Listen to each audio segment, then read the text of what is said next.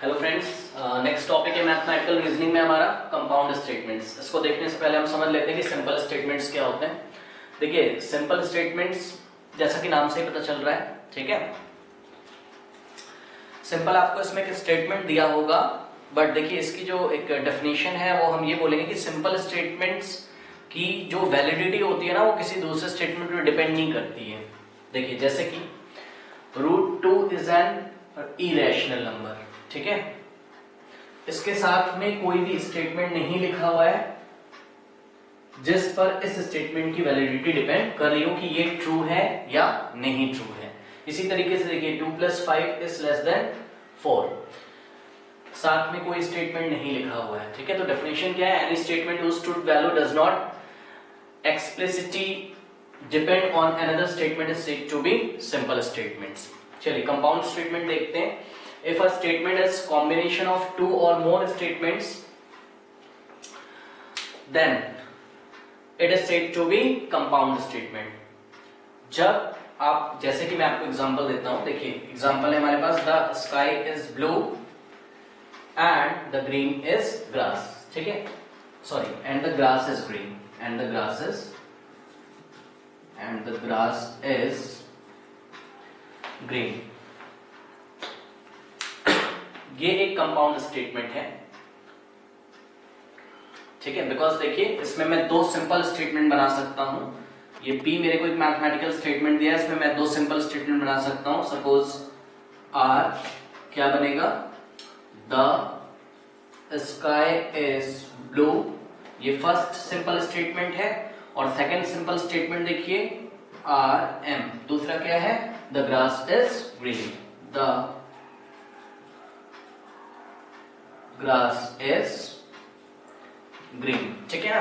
अच्छा, compound statement से दो सिंपल स्टेटमेंट्स जो आप निकाल के लाते हो, इन सिंपल स्टेटमेंट्स को हम क्या बोलते हैं? कंपोनेंट स्टेटमेंट्स, ठीक है। Each simple statement is called component statement. तो द स्काई इज ब्लू ये फर्स्ट कंपोनेंट स्टेटमेंट है, ठीक है। First component statement, the grass is green ये सेकंड कंपोनेंट स्टेटमेंट है। और दो या दो से ज्यादा कंपोनेंट स्टेटमेंट या सिंपल स्टेटमेंट्स के मिलने से कंपाउंड स्टेटमेंट फॉर्म होते हैं। एक चीज और हमें इसमें ध्यान देनी है, देखिए क्या बोला जा रहा है? The sky is blue and, ये देखिए कंपाउंड स्टेटमेंट्स जब बनते हैं तो सिंपल स्टेटमेंट्स को कनेक्ट करने के लिए जिन वर्ड्स का यूज हम मैथमेटिक्स में करते हैं उसे हम क्या बोलते हैं? कनेक्टिव्स, ठीक है। और दो बेसिक कनेक्टिव्स हम पढ़ेंगे, दो बेसिक कनेक्टिव्स हैं हमारे सिलेबस में।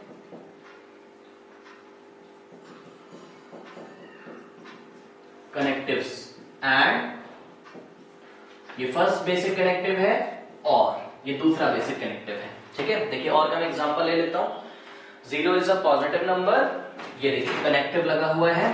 कनेक्टिव का काम क्या होता है? दो सिंपल स्टेटमेंट को कनेक्ट करना, और कनेक्ट दो या दो से ज्यादा सिंपल स्टेटमेंट को कनेक्ट करना, और कनेक्ट करने के बाद एक compound statement banana. 0 is a positive number और अ नेगेटिव नंबर, तो इसके कंपोनेंट स्टेटमेंट बनाते हैं। सपोज L क्या हो जाएगा? 0 is a positive number,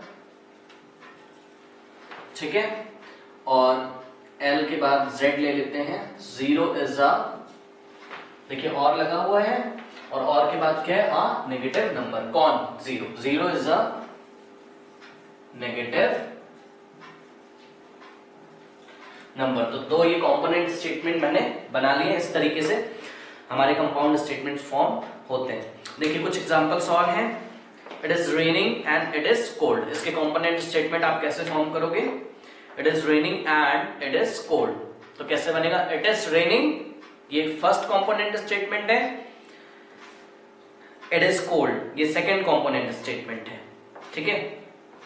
next देखिए, all rational numbers are real and all real numbers are complex। तो फर्स्ट कंपोनेंट स्टेटमेंट क्या बनेगा इसका? all rational numbers are real, और सेकंड कंपोनेंट स्टेटमेंट क्या बनेगा? all real numbers are complex। तो इस तरीके से हम कंपाउंड स्टेटमेंट में से